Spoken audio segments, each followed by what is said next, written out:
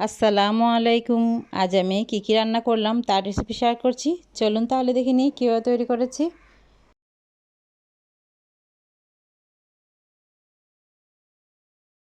এখানে আমি 1 কেজি 200 গ্রাম করে দুটি চিকেন নিয়ে নিয়েছি। এর মধ্যে 3 টেবিল চামচ আদা রসুন বাটা দিয়ে দিচ্ছি।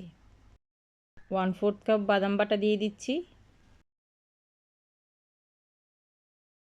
ছোট ছোট দুটি দই দিয়ে দিচ্ছি।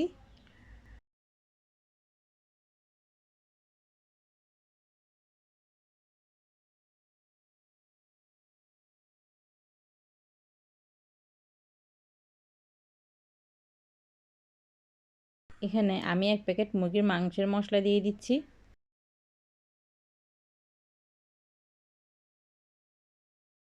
1 টেবিল চামচ লাল মরিচের গুঁড়ো দিয়ে দিচ্ছি। 1/2 চা চামচ হলুদ গুঁড়ো দিয়ে দিচ্ছি। সব মিশ্রণকে ভালোভাবে মেখে নিচ্ছি।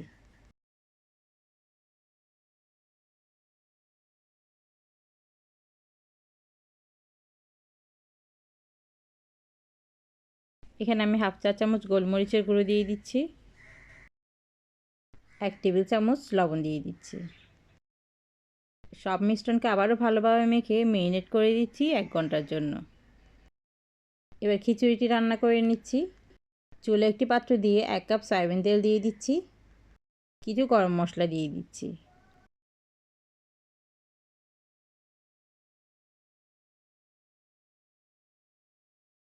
মশলাগুলো যখন হালকা ভাজা হয়ে গেছে, এবার এতে 1 কাপ পেঁয়াজ কুচি দিয়ে দিচ্ছি।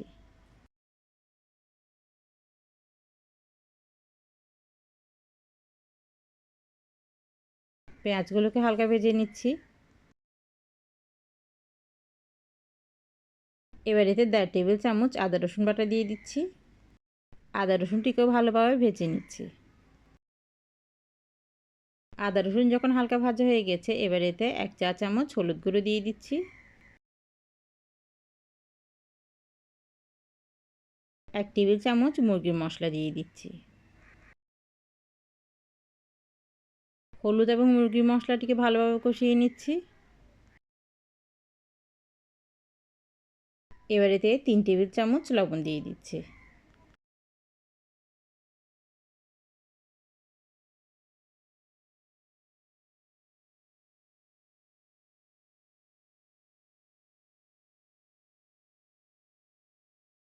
এবার লবণটিকেও ভালোভাবে কষিয়ে নিচ্ছি।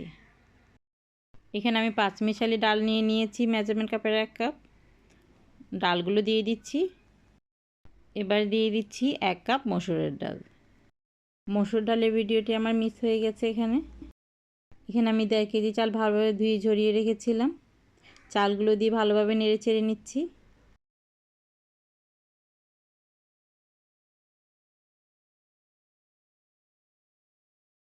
চালগুলো যখন ভাজা হয়ে গেছে, এবার এতে এখানে গরম পানি দিয়ে দিচ্ছি।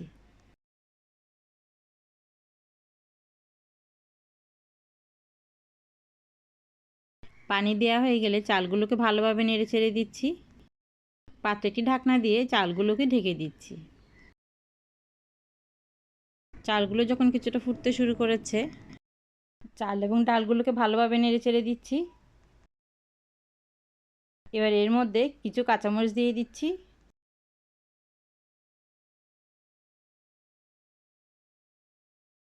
কাবাবের মাংস ছিল, কাবাবের মাংস 1 পিসকে ছিঁড়ে দিয়ে দিচ্ছি।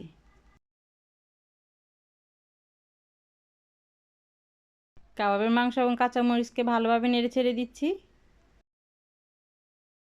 পাত্রে ঢাকনা দিয়ে চালগুলোকে আরও কিছুক্ষণ ফুটিয়ে নিচ্ছি। চালের পানিগুলো যখন শুকিয়ে এসেছে, এবার পাত্রে একটি ঢাকনা দিয়ে চুলার আঁচ ছোট করে দিয়ে নিচ্ছে। চালগুলো ফুটতে ফুটতে এবার চুলায় একটি পাত্রে দিয়ে দিচ্ছি। এবার কিছু তেল দিয়ে এর মধ্যে পেঁয়াজ কুচি দিয়ে দিচ্ছি। 1.5 টেবিল চামচ লাল মরিচের গুঁড়ো দিয়ে দিচ্ছি।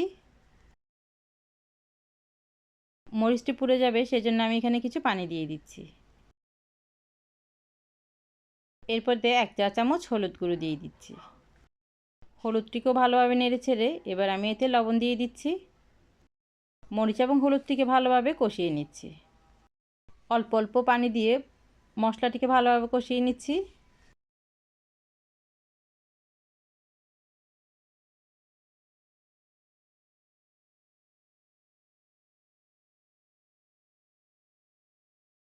মশলাটি যখন ভালোভাবে কষা হয়ে গেছে, এবার এতে চিংড়ি মাছ দিয়ে দিচ্ছি। চিংড়ি মাছ দিয়ে আবারও ভালোভাবে কষিয়ে নিচ্ছি।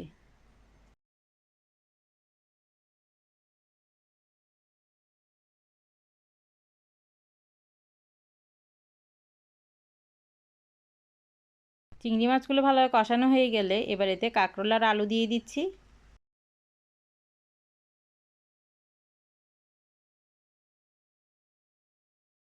পাত্রে একটি ঢাকনা দিয়ে কাঁকরোল এবং আলুকে কিছুক্ষণ সিদ্ধ করে নিচ্ছি।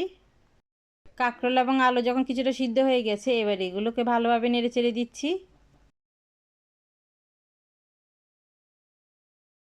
এবার এতে অল্প পানি দিয়ে কাঁকরোল এবং আলুটিকে আবারও ভালোভাবে সিদ্ধ করে নিচ্ছি। কাঁকরোলটি সিদ্ধ হয়ে গেলে চুলো থেকে নামিয়ে নিচ্ছি। এবার চুলো একটি পাত্র দিয়ে 1/2 কাপ সয়াবিন তেল দিয়ে দিচ্ছি। 1 কাপ পেঁয়াজ কুচি দিয়ে দিচ্ছি। এবার এতে কিছু গরম মশলা দিয়ে দিচ্ছি।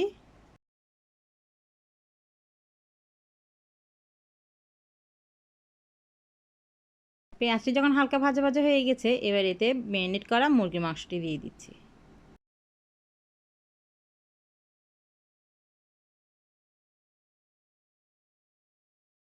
পাত্রে ঢাকনা দিয়ে মুরগিটিকে সিদ্ধ করে নিচ্ছি।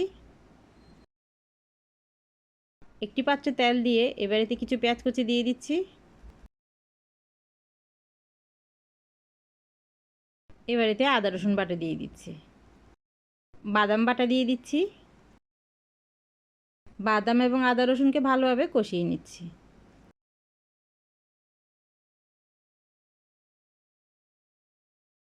এবার এতে মশলা দিয়ে দিচ্ছি। হলুদ, মরিচ এবং লবণ দিয়ে ভালোভাবে কষিয়ে নিচ্ছি।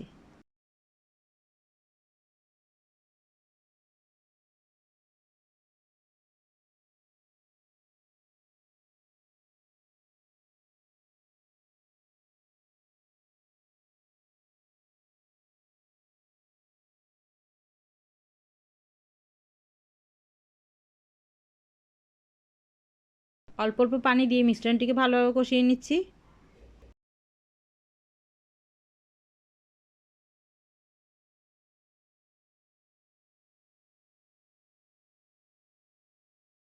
এবার অন্য চুলায় মুরগিটি যখন ভালোভাবে সিদ্ধ হয়ে গেছে, মুরগিটা কিছুটা পানি ছেড়ে দিয়েছে। এখানে আমি অল্প পানি দিয়ে মুরগিটিকে আবারও সিদ্ধ করার জন্য রেখে দিচ্ছি।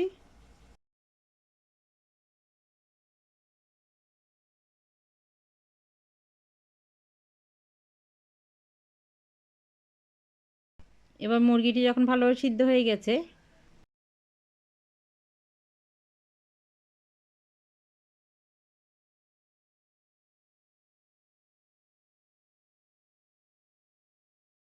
এবার এতে কিছু টমেটো সস দিয়ে দিচ্ছি।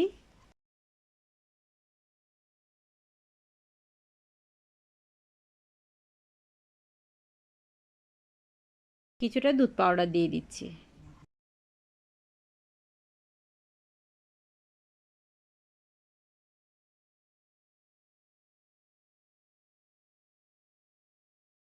এবার এতে 1 কাপ তরল দুধ দিয়ে মুরগিটিকে ভালোভাবে সিদ্ধ করে নিচ্ছি।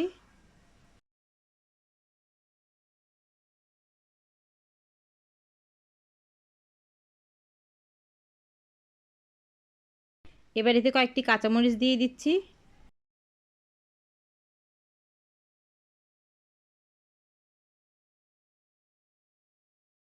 মুরগিটি যখন ভালোভাবে সিদ্ধ হয়ে গেছে, এবার এতে 1 টেবিল চামচ ঘি দিয়ে দিচ্ছি।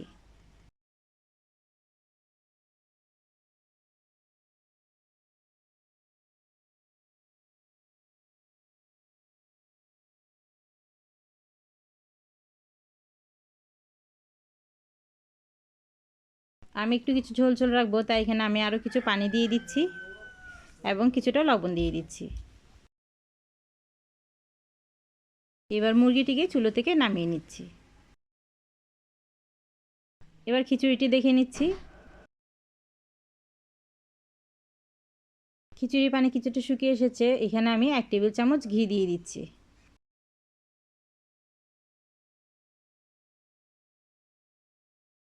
ঘি দিয়ে চালটিকে ভালোভাবে নেড়ে দিচ্ছি।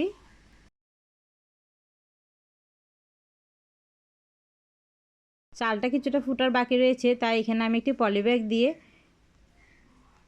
চুলাটা হালকা করে দিয়ে ভাতটিকে সিদ্ধ করে নিচ্ছি। মশলাগুলো সিদ্ধ হয়ে গেছে, এবার আমি মুরগির হাড়গুলো দিয়ে দিচ্ছি। হাড়গুলোকে ভালোভাবে কষিয়ে নিচ্ছি।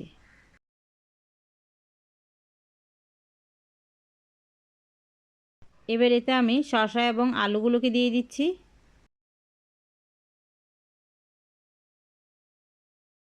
ভালোভাবে নেড়ে চেড়ে সবজিগুলোকে ভালোভাবে কষিয়ে নিচ্ছি।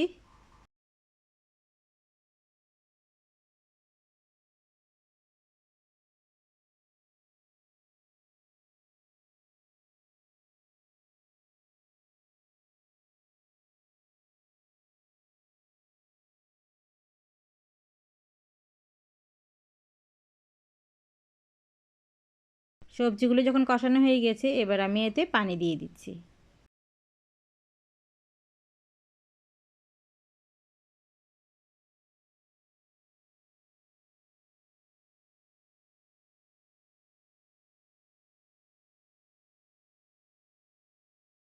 শসা এবং আলুগুলো যখন সিদ্ধ হয়ে গেছে, এবার এগুলোকে চুলো থেকে নামিয়ে নিচ্ছি।